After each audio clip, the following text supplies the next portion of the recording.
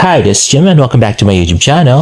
At ito na nga post ni Ala Lipa, kapuso actor David Licauco spotted at Kaiju Cafe. At yan na nga, so napaka-gwapong si David Licauco na napakatangkad. At kasama yung mga employees ng Kaiju Cafe. At ito naman yung sa shooting kahapon. Ayan. So, dinalhan siya ng Jayco at ayan, sa Pulang Araw taping sa Lipa, Batangas. Ano, napaka-cute na si David. At next naman ay ito pa rin sa Kaiju. At kasama niya si Nathan Perolino at si Kuya Rainier. At ito na nga, binidyohan si David habang nasa Kaiju restaurant, nasa labas at nag-text. Ayan, nag-relax si David. At ito naman post ni Warren Munar.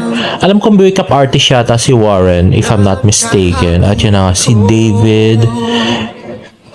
Ayan, kumpleto ang pamilya Borromeo at si Barbie. At ganoon din ang mga Tanaka.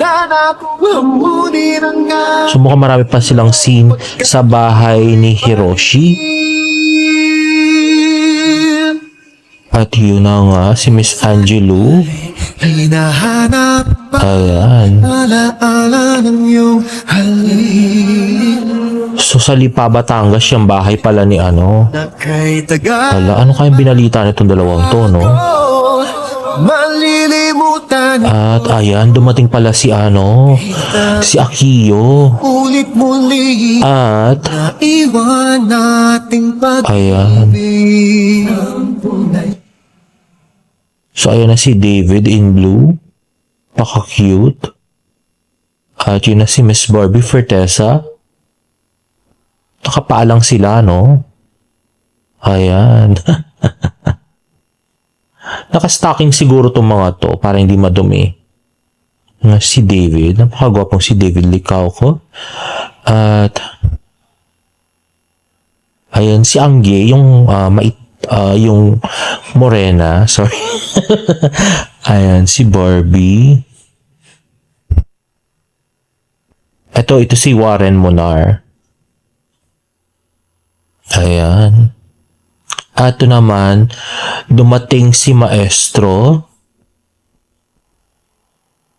Tsaka si Sep Cadayona. So mukhang maraming mangyayari sa bahay nila Hiroshi sa Lipa, Batangas. At maraming scenes si David ngayon, no? Hindi katulad nung sa nung sa Pampanga noon, konti lang yung scenes ni David. Dito marami na.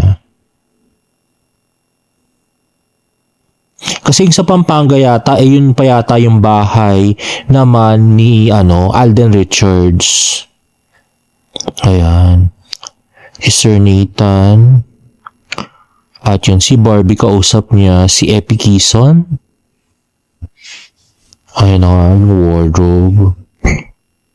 At more. Ang haba ng video naman ni Warren pala, no? Sayang wala lang audio. Pero yan na nga. Ayun. At yun, lumabas din si Mr. Tanaka. Ayan. At napakaputing si Miss Barbie Fortesa. Napakakinis. At ito, so bagong karakter yun, no? Yung Balbasarado na yun, no? O yung mabigoti pala, sorry. At yun na nga si Barbie at saka si Akiyo.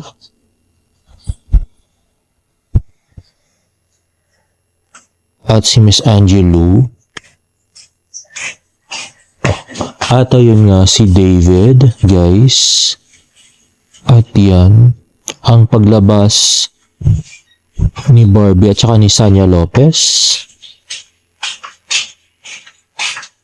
At yung si David. Okay. At next ay yan. So sila na naman ulit. Parang mulit lang yung video, no? Pero hindi, parang iba to. Ano kayang pinag-aawayan nila, no? Ayan. Ay, inulit yung kanina nga, no? Yung pagdating ni, ni Akio. Mukhang inulit nila yung scene. At ito post ni Angge, mga bro, ito ba yung tinatawag nating facelift? Sabi na nag-reply naman si David na medyo, aha. At nag-tweet nga si Barbie ng it's showtime na, kaninang 10:04 in the morning. So guess nga ulit si Barbie at ito post ni Genre. At to post ni John, yung bagay ni Barbie yung outfit niya today. At saka ang ganda ng buhok niya, no? Kanya kasi yung buhok niya dun sa That Kind of Love, no? So bagay na bagay niya yung mga ganitong style ng buhok. Lumalabas yung kakyutan niya, grabe. Oh, di ba? Ang pretty-pretty ni Barbie. I so love it. Ay, naku, sino ba namang hindi ma-in love sa isang Barbie Fortesa, di ba? Pag ganyan kaganda. Pero matigas ang ulo, charot. Ayan na, ang cute, diba? At ito yung kanyang What's Up Madlang People. Let's watch this. What's up, Madlang People? Ayun na nga, at always energetic, ang pretty na si Barbie Fortesa. At next naman ay magkasama naman sila ni Rupa May na magsha-shout out. What's up, Madlang People? Ayun na nga guys, so double the energy sila ni Miss Rupa May Quinto. Unfortunately, parts lang yung pwede natin i-post kasi kinocopyright ng YouTube. Grabe sila. At next ay post sa IG stories ni Miss Barbie Fortesa. Sabi ni Miss Sasha Padilla, yes, I finally have a picture with Barbie Fortesa. I'm a fan of their show, Pulang Araw. At nag-respond si Barbie ng maraming salamat po, Miss Sasha Padilla. Super bright niyo po. At next naman ay post ni Miss Genre na manager ni David at ni Barbie. You deserve this today. Salamat, David Licauco. So mukhang galing sa Sobra Cafe ni David Licauco to. At mukhang nilivery si Ma'am Jan. At next naman ay nag-post ang Bogshilog Resto Bar sa Imus na at the moment, David Licauco is in the house. At yun ang so, pictures of David and the employees. At mukhang may red horse. Isang bucket na red horse. At isang wine. Si David. So, KTV bar pala to. Resto. Pero KTV yata. Nasa KTV room si David. Do sa pictures. At may video. Let's watch this.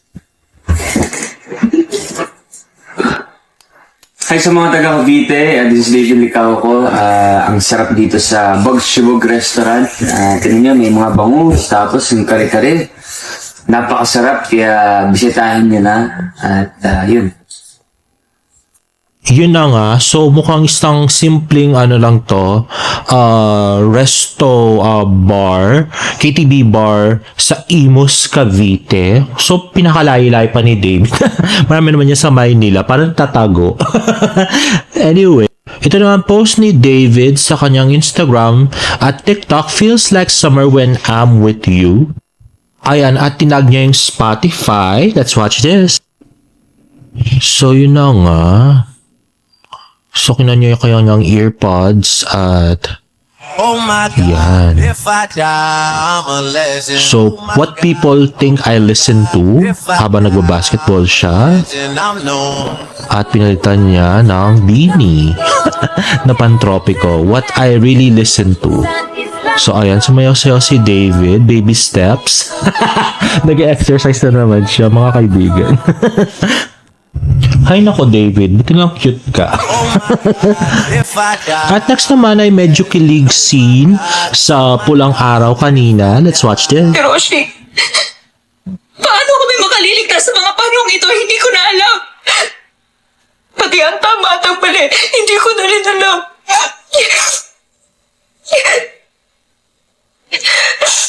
Adelina, makakaliligtas ka. Pati na ang mga mahal mo sa buhay. Lahat kayo. Tayong lahat. Ipagtatanggol at ipag-araban ko kayo araw-araw. In fairness, ang galing talaga umiyak ni Barbie, no? At saka, feel na feel talaga yung scene na yun. At saka, yung love ni Hiroshi kay Adelina, feel na feel mo din. At ito na nga, cute post ni James Licauco kanina. So mukhang nasa mall siya at parang bilihan ng sapatos yun, guys. Now, gusto ko lang pansinin ngayon yung pababa ng pababang engagement ni Barbie Fortesa sa Twitter. Ito kanina pa to nakapost pero tinignan ko ngayon parang 40 lang yung likes. Ito 69, ito 45. At ang ano lang ni Barbie, views lang niya ay 1.3 thousand. Kung aminin man ni Barbie o hindi, ang numbers niya ay dwindling na, guys. Pagdating sa Twitter, not to mention yung Instagram niya, hindi mo rin makikita yung number of likes at yung mga comments ay naka-block. So, parang hindi maganda yung yung social media status ni Barbie ngayon. Parang sa Facebook lang siya bumabawi. So, hindi naman maganda yun kasi paano yung mga endorsements niya? Sino na magpapatrending, di ba? Tapos kung magkakahiwalay pa sila ni David, paano kung hindi ganun kalakas yung magiging leading man niya, di ba?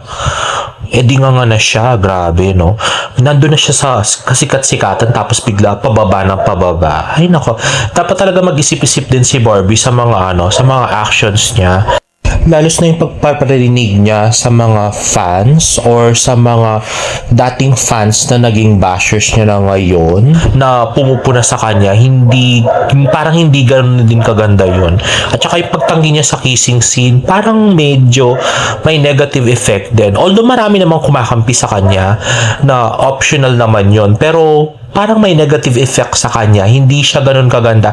Hindi pang superstar level yung mga ganung pagtanggi-tanggi. Anyway, nasa iyo naman yan, Barbie, no? Sana naman, pagka nagbago ka at nakapag-isip-isip ka, sana hindi pa huli ang lahat.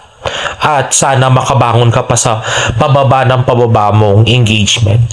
Anyway, guys, if you like this video, please give it a thumbs up and please subscribe to my YouTube channel for more about updates. See you in my next vlog. Bye!